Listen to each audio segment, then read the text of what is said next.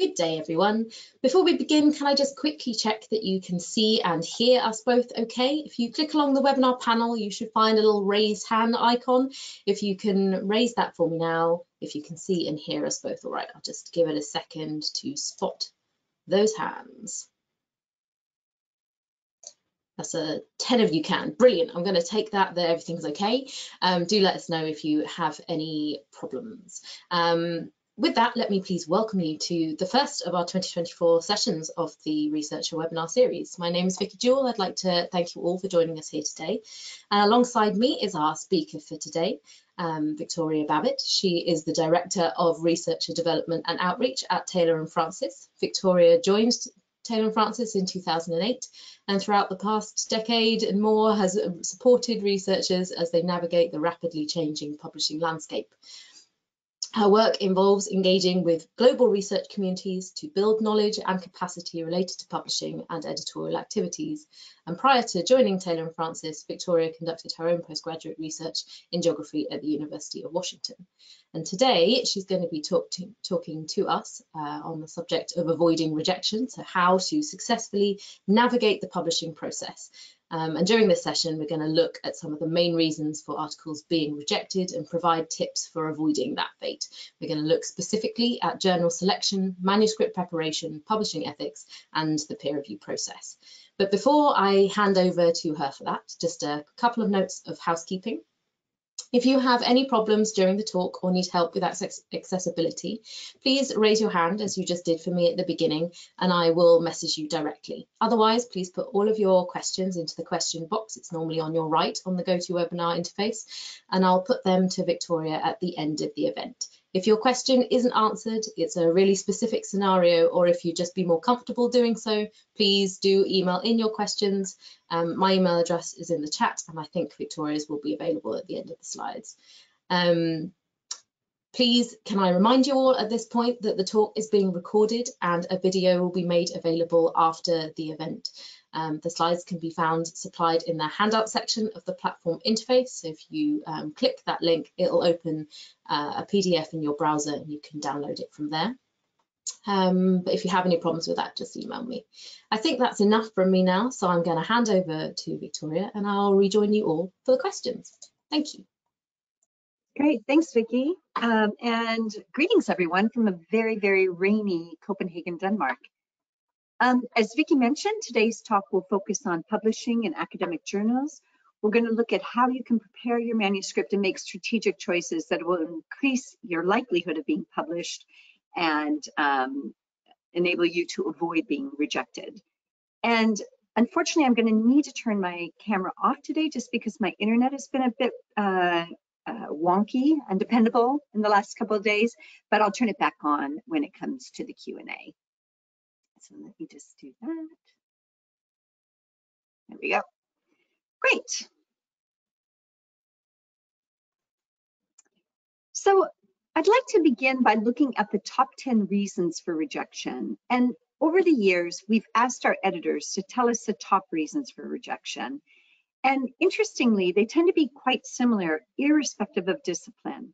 So we have sent to the wrong journal, not a true journal article, not following the guidelines, poor regard for journal conventions or academic writing, poor style, grammar, punctuation, or English, no contribution, not properly contextualized, poor theoretical framework, messy presentation, sloppy proofreading, libelous, unethical, rude, or lack subjectivity.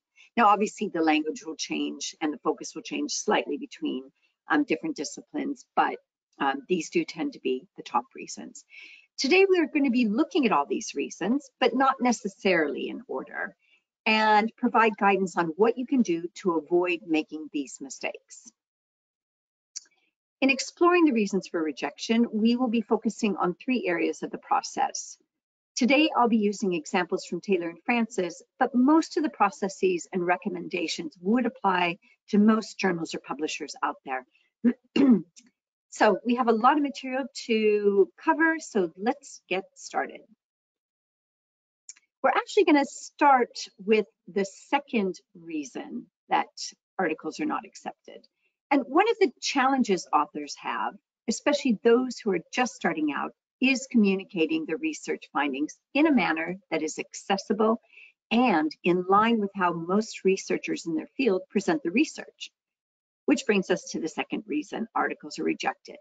Peer reviewers and editors determine that it is not a true journal article. So what do they mean by this? It could be that what has been submitted to the journal is more similar to a condensed thesis or a book chapter. So it's covering too many different points, it might be unfocused and lacking the structure of a journal article. Or it might be too journalistic, more of an example of public scholarship. Basically, the piece of writing is not a journal research article, either in terms of structure or language, or possibly a combination of the two. So before you begin investigating possible journal options for your work, it is essential to spend time understanding your current project and the audience you would like to reach. Throughout your career, you're likely to be involved in many types of research, which will lead you to produce a variety of content. Now, typically people focus on the research article, but over time you may publish review articles, whether that's a literature or theory review or a systematic review, position pieces, case studies, book reviews. There are any number of types of content that you could use to communicate your research findings. Now, sometimes your work will be written for specialists in your field, but you may also choose to engage in public scholarship, writing for the general public. And sometimes it will be for a local audience, and sometimes you'll hope to reach an international audience. It's also important to understand what is expected of you. What are the particular requirements you have in your current position? So are you required to publish research articles? Or is the expectation that you will write a book and then turn the various chapters into articles in the coming years? Is there the expectation that you will collaborate with your advisor and be a co-author? And if so, what does that actually mean in practice? Now, once you've determined your objectives and understand what's required of you, then you can begin considering where to publish. And when you begin investigating the appropriate places to publish, remember, you're joining an ongoing conversation in your field. So you want to make sure you're contributing thoughtfully to that conversation. The number one reason articles are rejected is because they were sent to the wrong journal. Choosing a journal that's not a good fit for your work can slow down the publishing process significantly. So it's important to take this part of the process seriously and be very thoughtful about your journal choice. And it can be difficult to know where to begin looking for potential journals to publish in. Now, obviously, the first step is to read a lot, get a sense of the published research and journal options in your particular field. And when you come across an article that's similar to your own work, make a note of the journal it was published in. This way you'll begin to build up awareness of the journals in your research area, the published research that is similar to yours. Some of your peers and mentors may have publishing experience and can share their insights. So talk to your network of colleagues, especially those who know your work, and ask for journal recommendations. And if they've published in those journals, ask them about their experience. See if they have any advice to offer about the process. Academics and researchers are assessed using different criteria, depending on the institutions and sometimes the particular field. So take time to understand how you will be assessed in terms of your publications. Do you need to publish a certain number of articles each year? Are there particular journals that you need to publish in? For instance, is there a ranking system for journals where you might receive more points for publishing in one journal as opposed to another? Do you need to publish your work open access? The answers to these questions will likely be different for each one of you. Whatever criteria you need to meet, make sure to take it into consideration when selecting journals to submit your work to. Apart from your own experience and the feedback you receive from colleagues and the different criteria set by your institution, there are other methods of identifying journals to publish in. At Taylor & Francis, we have what we call a journal suggester tool that can help you identify potential journals to publish your work in. So how this works is, if you look at the screenshot there, you would copy and paste your abstract into that white field and then click on revealed suggested journals, and then the system will create a list of journals that it believes would be a good fit for your work based on the language you used in your abstract. Now, the list might not be perfect, so you need to investigate further. But once you've identified some journals that might be a good fit for your work, you want to then go and carefully read the aims and scope statement. Aims and scope statements are designed to give librarians, students, researchers, and potential authors a clear understanding of what the journal is about and the type of research they're interested in publishing. So here we have an example of a journal, the Annals of the American Association of Geographers, that is what we call a generalist journal. So a journal that covers broad subject matter across the discipline of geography. So they publish work from physical geography, GIS, human geography, etc. However, they do highlight some requirements. First, they want research that is innovative. Next, they want research that is high quality and that is making a novel contribution to the literature. And then lastly, they highlight the different types of content they publish, so the different article types there. Here's another example from geography, a journal with a slightly smaller scope, social and cultural geography. So here they want research that makes a strong contribution to critical geography, which is a particular type of theoretical geographic research. They would also like research that confronts topical issues and fosters debate. So they're using very particular language there. They're interested in an international authorship. And again, they highlight the different types of content they're interested in publishing. One last example, another example from geography. Sorry, I'm a geographer, so I'm naturally drawn to these titles. And this one has a particular geographic and topical focus, Eurasian geography and economics.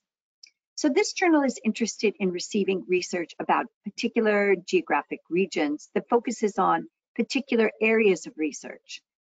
In addition, they want authors to clearly articulate their novel contributions to the literature regarding the region or theory, and they welcome comparative studies. And lastly, they encourage papers that integrate studies of Eurasian geography and economics into the wider disciplinary debates. So as you can see, all of these journals have the word geography in their titles, but they're interested in publishing very different types of research. I could have used any discipline. I could have used education, I could have used biology, whatever. You're going to see the same phenomena. So again, it is important that you take the time to carefully read those aims and scope statements before you submit your paper to a journal. Now, along with the aims and scope statements, it's a good idea to look at what's been published in the journal in the past, say, 3 to 5 years and ask yourself, does my research fit in this journal? And if you find research similar to yours, you should consider referencing it. Remember, you're joining an ongoing conversation in your field and in that particular journal. Lastly, review the editorial board of the journal, because this will give you a sense of what type of research they're interested in publishing. Editorial boards are built to reflect the ambitions of a journal. So if they're interested in publishing research in a certain area, they'll try to appoint someone to the board that is a specialist in that area to act as an ambassador for the journal and help with peer review, as they will know the key figures in that research area. The same is true with geography. If a journal is interested in receiving more research from a specific country or region, they will try and appoint someone based there to help increase submissions of articles from institutions in that region. Now, we would recommend that you choose a few journals you feel would be a good fit for your work and create a list and rank those journals from your #1 choice onward. And when it's time to submit, start with your top choice. And if for some reason that journal is not interested in publishing your work, move on to your #2 choice, and so on and so forth until your article is accepted. It's all about having a clear strategy at the start of the process and acting on it.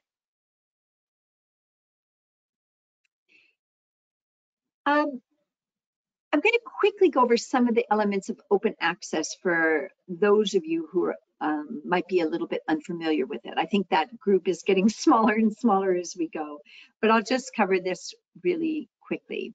So there are two essential elements to open access. One is about making content freely available to anyone, anywhere in the world in a digital format. And the other one is about making content reusable by a third party after publication. So I'll briefly go over these two concepts. Now, you're likely to hear many terms used when discussing open access. Some people will talk about green open access, some will talk about platinum or diamond, some even talk about bronze open access. But today I'm just going to discuss gold open access. So gold open access essentially entails making the PDF or the version of record freely available online. And there are two ways in which an author can publish open access with Taylor and Francis and with most publishers out there, either in a fully open access journal or in what we call a hybrid journal. So fully open access journals publish all of their content open access. These journals aren't funded by subscriptions. Instead, most charge an APC or an article publishing charge, sometimes referred to as an article processing charge. However, many journals are funded by societies or institutions. And in that case, either the author doesn't have to pay, which would be what we call diamond open access, or they may pay a reduced fee. The second option for publishing your work open access is to publish in what we call a hybrid journal. So hybrid open access is when an author chooses to publish open access in a journal that is subscription funded and much of the content is not freely accessible unless you or your institution has a subscription to that journal. These journals charge an APC to cover the publication costs for the open access articles. However, many institutions and consortia have agreements with publishers to cover the APC costs for hybrid journals. So before you submit, it's good to do your research, and one great place to check out what your options are is with your library community to see if your institution has any deals in place, because they're best placed they'll have oversight over all the different deals that might be applicable to your community. Now, if you are interested in publishing your work open access and are curious about the APC costs, you can use our open access cost finder, which has a number of filters to help you find journals and compare APC costs. And you can find it on our author resources website. We've got a link on the slide here and another link later on. And as said, you can find these slides attached to the website. Can't think of the word there, attached to the control panel on the website. Great. The second element of open access is how your work can be used after publication by others. So if you publish your work open access, you'll be asked to choose a Creative Commons license, which describes how people can use your work in the future. Now, some journals don't give you a choice on which type of license you can use, so it's important that you investigate prior to submission if you have any concerns. So these are the licenses. The first one is CC BY, and this license allows authors to use your work in any way they choose as long as they clearly attribute authorship and the original publication. So they can't claim the work for their own. And this tends to be the most common license you'll come across for fully open access journals. Now, the next license is CC BY-NC, and here an author can use your work in any manner, but they can't profit from it. So for instance, they cannot include your article in a book that they would subsequently charge money for. Next, we have CC BY-ND, and here the author cannot change your work in any way. They must use it in the original form. For instance, this would mean that they could not translate your work and publish a translation without your specific permission. And then lastly, I've included CC BY-SA. This means that when people use your work, they need to attach the same license as you originally did. And of course, it's important to be aware of this yourself if you're using other people's open access work. Now, as you might have gathered, these licenses are kind of a mix and match variety. So there is a possibility that a journal might have a CC BY-NC ND license, which is quite restrictive. So it's a good idea that you check out what kind of license they use before you submit if you have any concerns. Now, before I move on, I wanted to briefly discuss predatory publishing.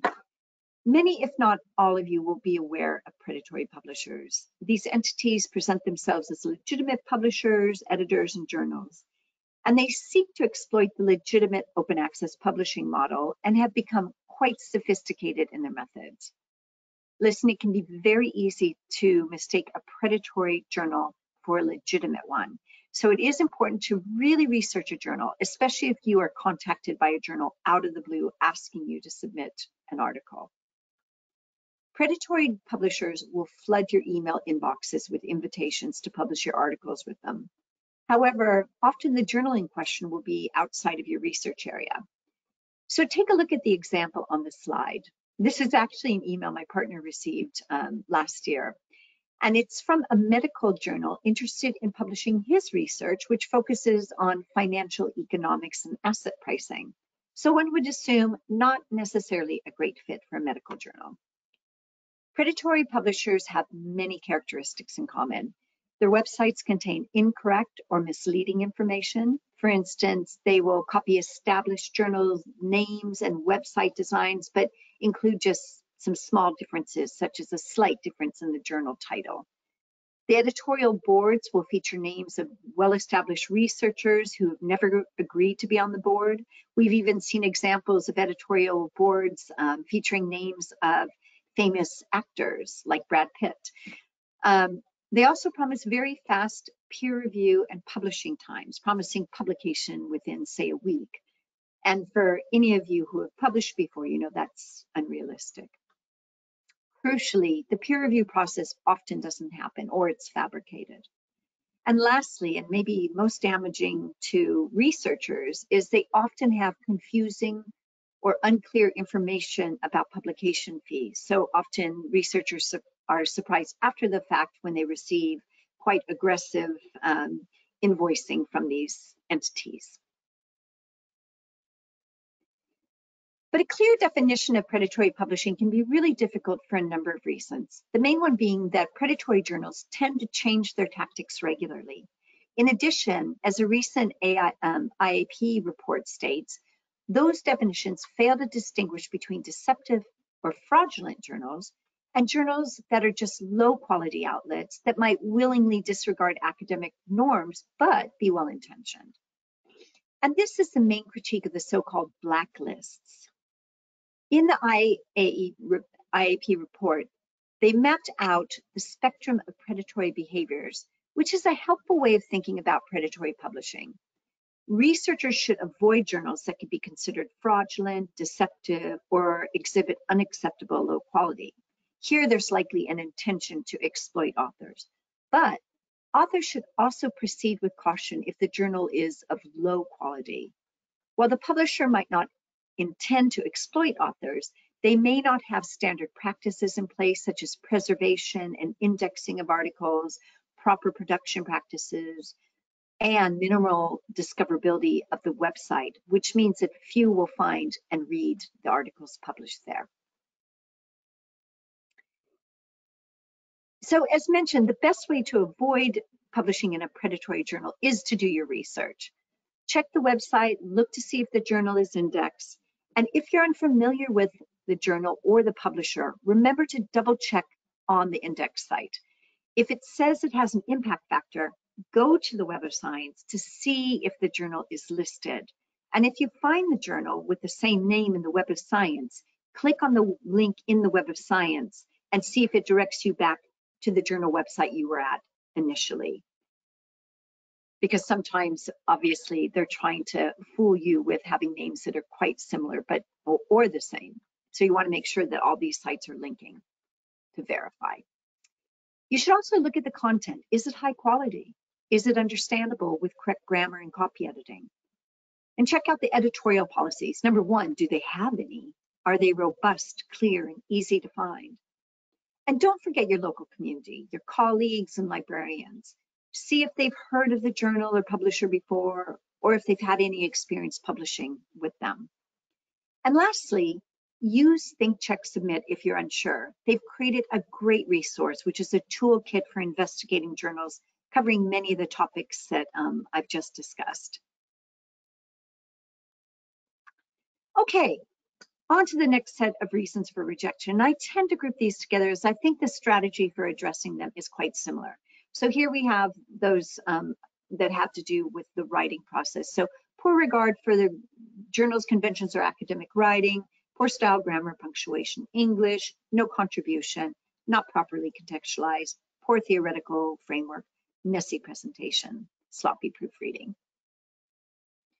So obviously we don't have a time for a full writing workshop today, but here are just some basic tips to help you make your argument easy to read and to understand. To gain a good understanding about how to communicate your research, I suggest you read a lot. And luckily you're all academics, so I'm sure that's how you spend a good portion of your time. The absolute best thing you can do to become a great writer is to read other great writers in your field. See how they structure their papers and their arguments, how they present their data. And then you can take inspiration from them, model your paper structure after theirs. We're not suggesting you plagiarize. Again, it's just about taking inspiration about regarding writing style and how they're communicating. If at all possible, write your paper first and edit it later. This will help to create a through line in your paper, that line that holds all the different parts together and creates flow. And remember, simplicity is key, especially when you're dealing with complex problems and theories. So think about your sentence structure and your use of the passive voice. Sentences should be kept relatively short, otherwise the reader may lose track of your point. And you should also think about varying the lengths of your sentences to create a bit of rhythm in your writing. And I recommend reading your paragraphs out loud just to see how the flow is. And then passive voice in sentences is sometimes necessary, such as method sections where it's common to write the research was conducted, which would be passive, rather than I conducted the research, which is a more active construction. So it is fine to use passive now and again, but you want to make sure to mix it up with that active voice. The goal here is to make it as easy as possible for the reader to understand your arguments and the evidence you're providing and to enjoy your writing. Now, the most important strategy for achieving this is to create a clear and easy to follow structure for your paper. Now, for empirical research, irrespective of discipline, most academic papers follow this model, the IMRAD model, though the emphasis may be put on different elements and the terminology may differ somewhat. And then lastly, I think it's useful to remember that your role is that of a storyteller. It's up to you to give life to the exciting story of your research and to translate the passion you have for the subject to the paper in an easy to follow manner. Now, apart from the paper, another important element is the abstract. The abstract is often the first thing that an editor or potential peer reviewer or reader will look at to assess whether the article is of interest. So it's essential that you spend a good deal of time writing and refining your abstracts. So here are just some basic tips to take away. The first one is about timing. You know, obviously it's difficult to write a decent abstract before you actually finish the paper, as the abstract is an overview of the content. And then you want to make sure you know the parameters for the particular journal you're submitting to. Most will have word counts and some have guidance on structure and format and rules around that as well. So, I mean, most abstracts are pretty short. They're going to be about 250 to 300 words, but each journal will have some guidance on that. Then you want to think about your potential audience and write it for them. After you've written your first draft, you want to go through and remove any unnecessary words and focus on the essential information. And you want to make sure to include keywords that are really indicative of the research, because these act like little flags in search engines, helping people find your work. Now, if you end up revising your paper after you've written your abstract, which you're likely to do during the peer review process, You want to make sure to go back and review your abstract and revise it if necessary, because you may have changed something quite essential in your paper that needs to be reflected in your abstract. And lastly, read it out loud and have others read it for fluency. If your abstract is difficult to read, it's unlikely that people will click through to the article. So just one last point on the writing process before we move on. I cannot stress enough how important it is to have as many people as possible read and comment on your work throughout the writing process. And you have many resources that you can draw upon to receive good critical feedback. First of all, you have your local network. That might be your PhD committee, if you're still in that process, or your colleagues. Find those colleagues who will give you tough, detailed feedback, who will literally tear your paper apart with the goal of helping you make it better. Now listen, it's also really important to have those supportive colleagues who will pat you on the back and say, great job. But to get your paper in the best possible shape, you need those who will give you critical feedback. And don't forget to reciprocate. Regional and international conferences are also a great place to share early versions of your paper. And one of the positive outcomes of the pandemic, if we can say that, is that conferences have become a bit more accessible as they moved online during the pandemic. And even as we've moved to those in-person conferences, I've noticed that the majority still offer hybrid options. So then it becomes a little bit more affordable to attend them. So do try and participate in conferences if you're able. They provide an opportunity to receive feedback from researchers from outside your current network. Preprint servers such as arXiv and bioRxiv are also a good place to share early versions of your work. And we're seeing a growth of preprint servers in a variety of subject areas. So look into what the prominent server is in your subject area. And I would say the same is true with academic networking sites. It's great to share early versions of your work there as well. And hopefully you can get some feedback, especially if you have kind of a dynamic network. Lastly, if you have the chance, I recommend setting up a writing group at your institution or maybe across institutions in your subject area, especially if you work in a niche field. As a grad student, I was involved in a writing group that was set up for researchers within law and society studies. And it was comprised of researchers at all stages of their career across a number of disciplines. And each month we would meet for lunch and review one person's paper.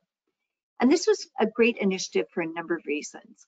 First of all, for PhD students, it demystified the writing process a bit because we could see very senior researchers with plenty of publishing experience really struggle with communicating the research. So that helped us to accept that communicating research in a clear manner can be really challenging for anyone, no matter how much experience they have.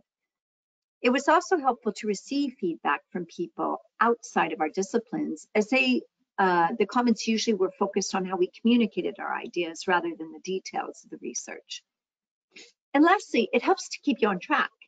If you know that you will have to share your paper in the next session, you will commit to finishing a draft, which is perhaps the most important part of having a writing group, is to keep you on track. The goal here is to get your paper in the best possible shape you can before you submit to a journal. Now, the third reason for rejection is that the paper in question did not follow the journal guidelines.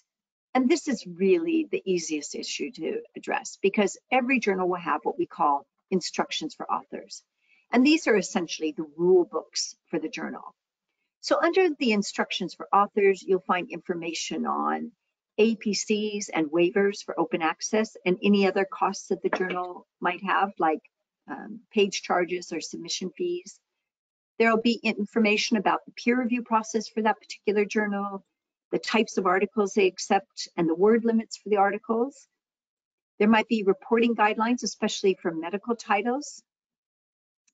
There will be information about how you can prepare your manuscript. So information about formatting, if that's relevant, headings, reference style, that sort of thing.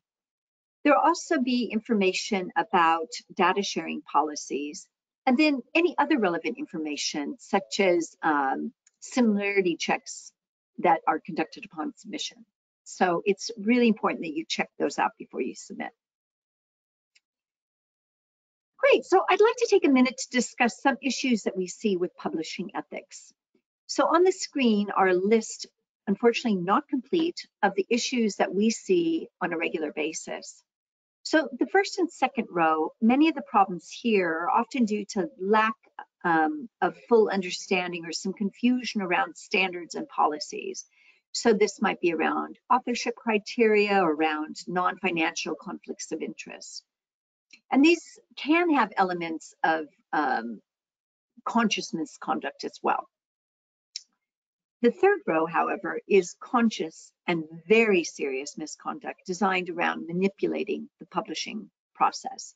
So I'm just going to cover 3 of the most common issues that we see across subject areas.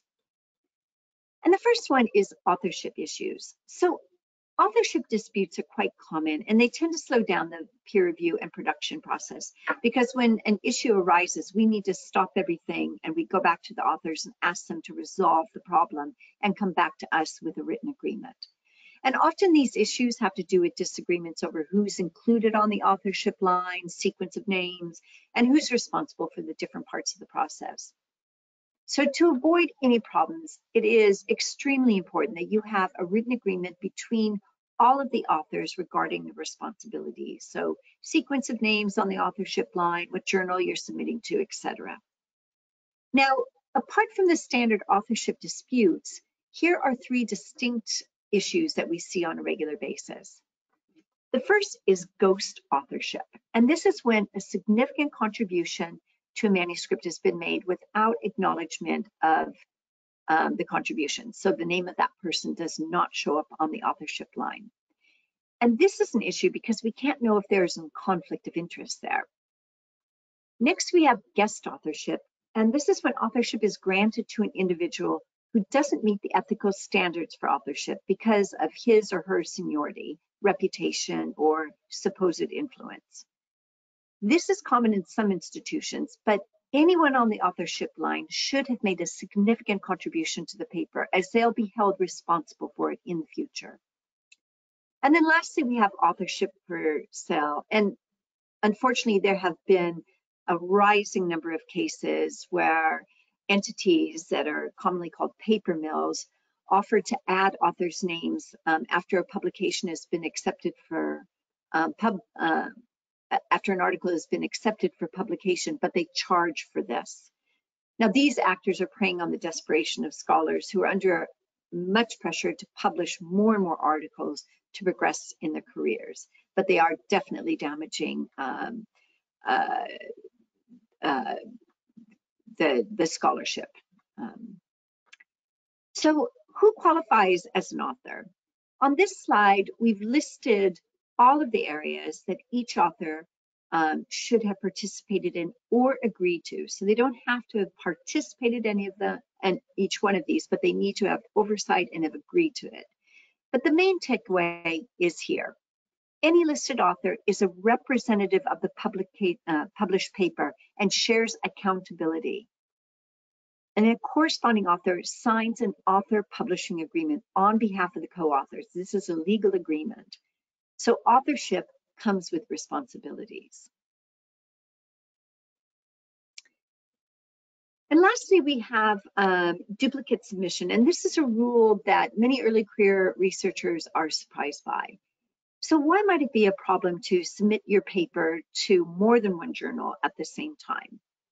Well, when you submit your paper to a journal for review, you are committing to publish in that journal if they accept the paper.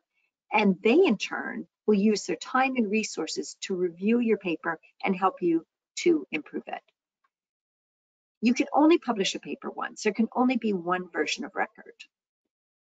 And listen, this is fairly easy to detect because often the papers are sent to the same reviewers who then alert the editors and publishers that they're looking at the same paper for 2 different or 3 different journals. And at that point, the editors and the publishers put a stop to the process and go back to the authors and ask for an explanation. Now, often this can happen because there wasn't a clear agreement on the roles and responsibilities between co-authors. Hence, 2 of the co-authors accidentally submit the paper to 2 different journals. However, editors are becoming less forgiving and a little bit suspicious of this, and often will just withdraw the paper in question from peer review because they think people are doing this intentionally. Now, sometimes it is okay to submit work that's been presented elsewhere. You just need to be honest with the editor about the previous presentation, publication, or posting. Transparency and honesty is key in this process. For instance, if you publish an article in another language but would like to publish a translation in English, say, contact the editor of the journal you'd like to publish with and ask them if they would be interested in publishing a translation. They may be happy to do so, or they may say, we don't do that, but I think this journal overdid, another journal in the field does do that. Similarly, with data presented at conferences, it's not unusual to publish an article that is based on content presented at a conference. Just make sure to clearly state that the data or an earlier version of the paper was presented at a conference. And then I mentioned preprint servers earlier. They're no longer an issue for most journals. Again, you need to cite that original posting of your paper on the preprint server, letting the editor know that a version of the paper can be found in an archive or repository, and then provide the link for the editor. And then if the paper is published in the end, go back to that preprint server and add the link to the version of record so people can find out what happened to that paper.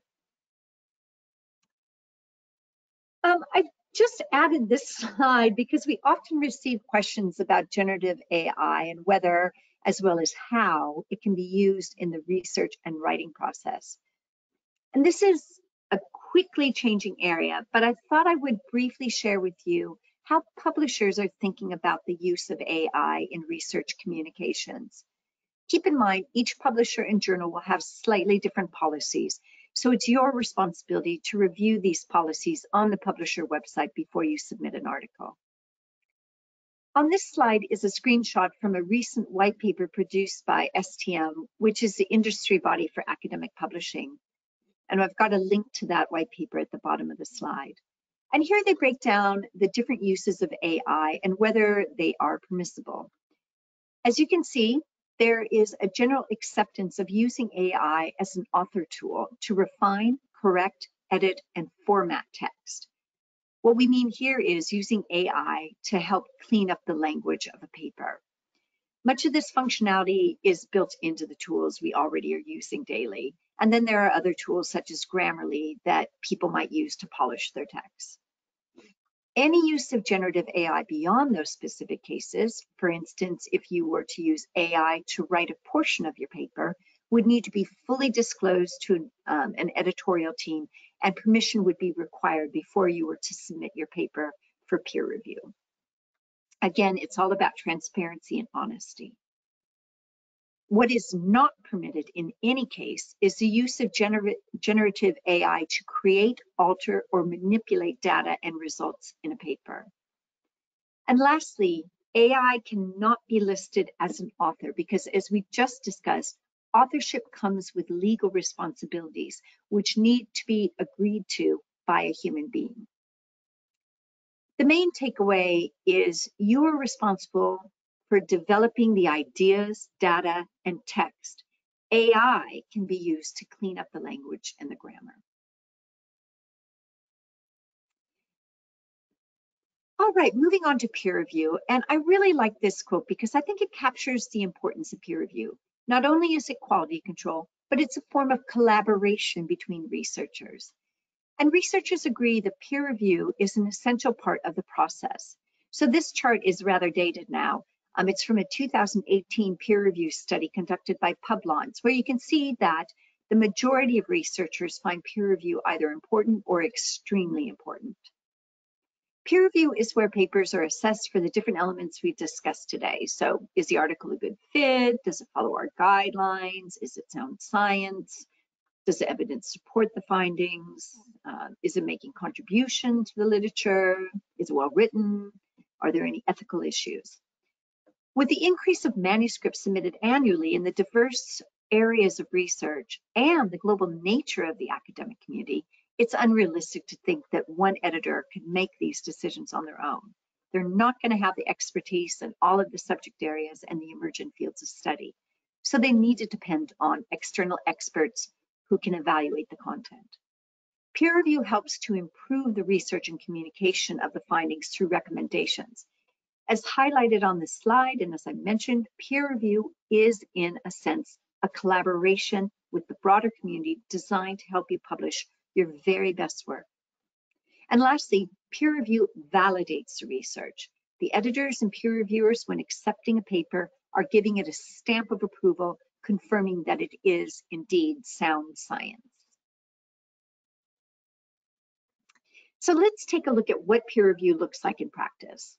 There are three types of peer review you're likely to come across in your career. The first is called single anonymous, and this is probably the most common type of peer review.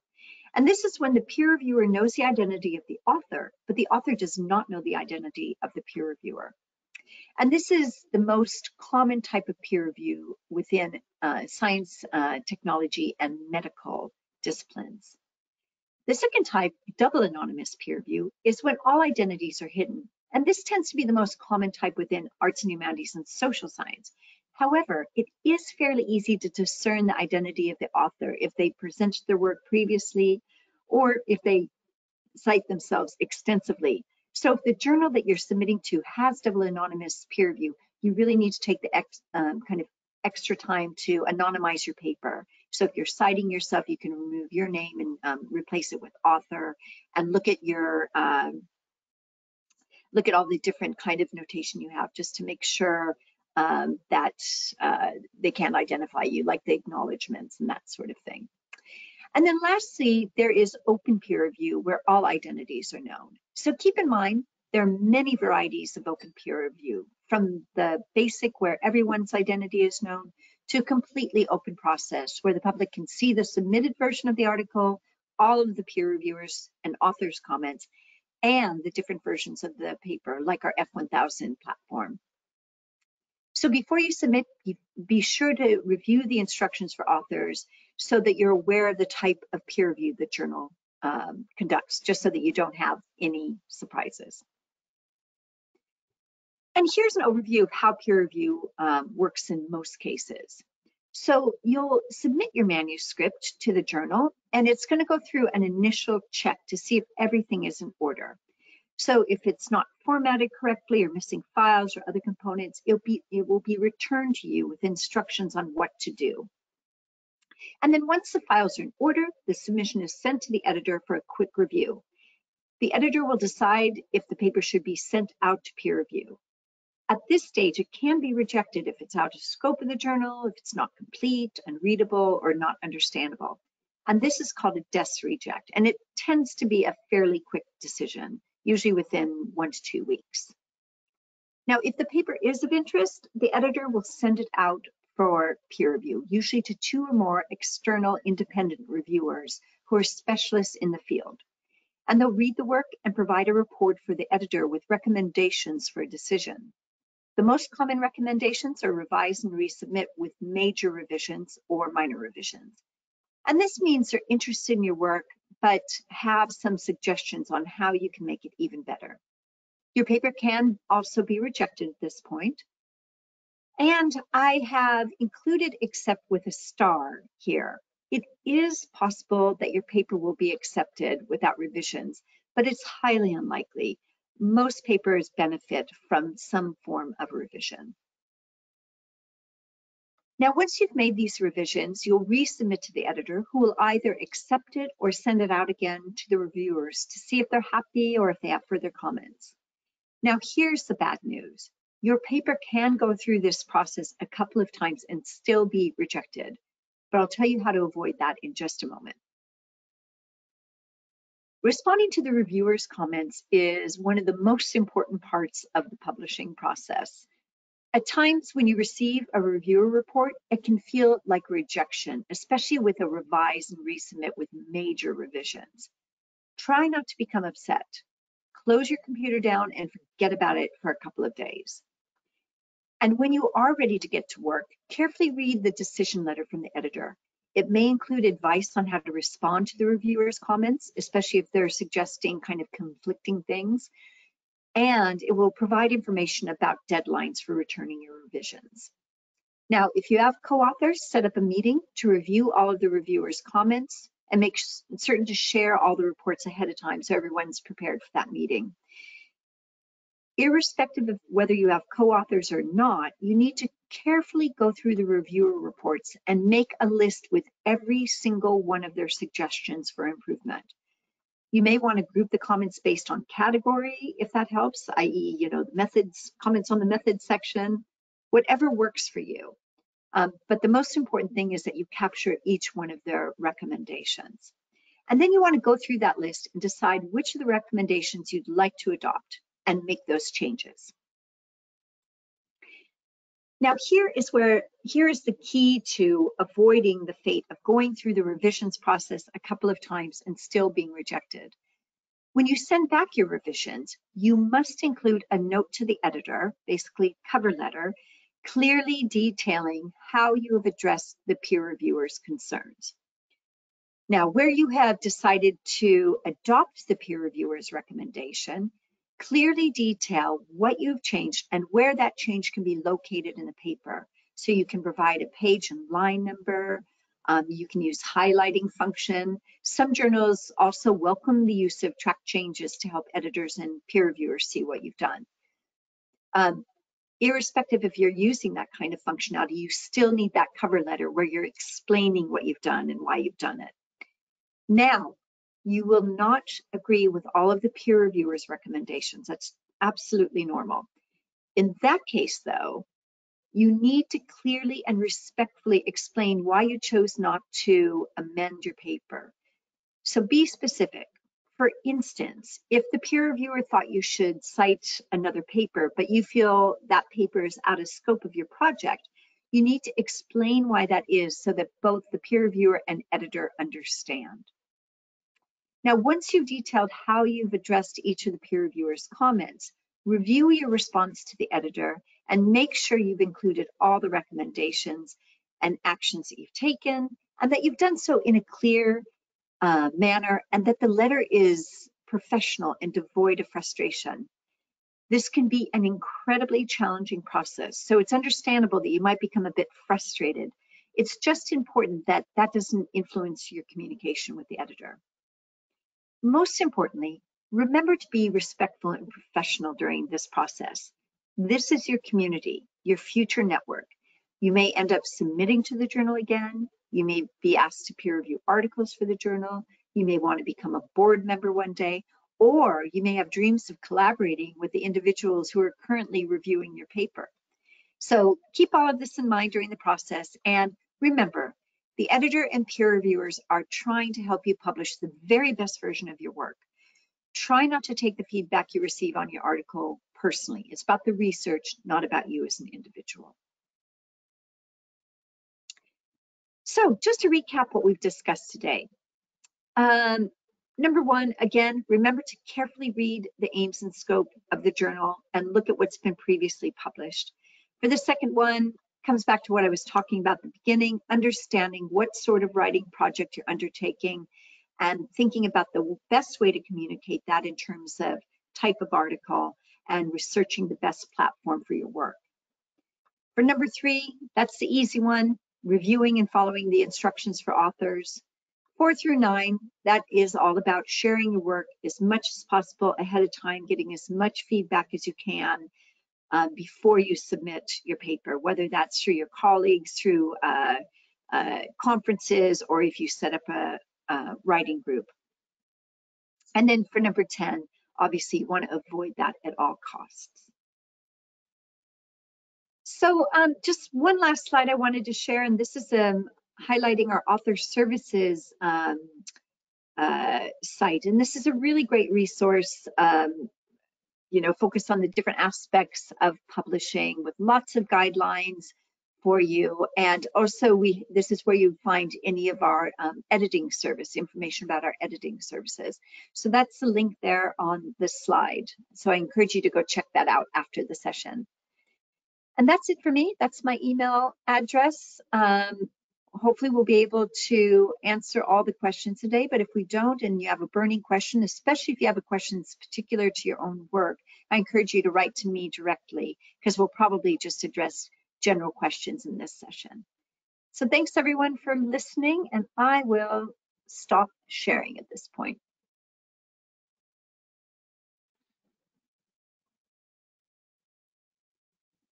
All right.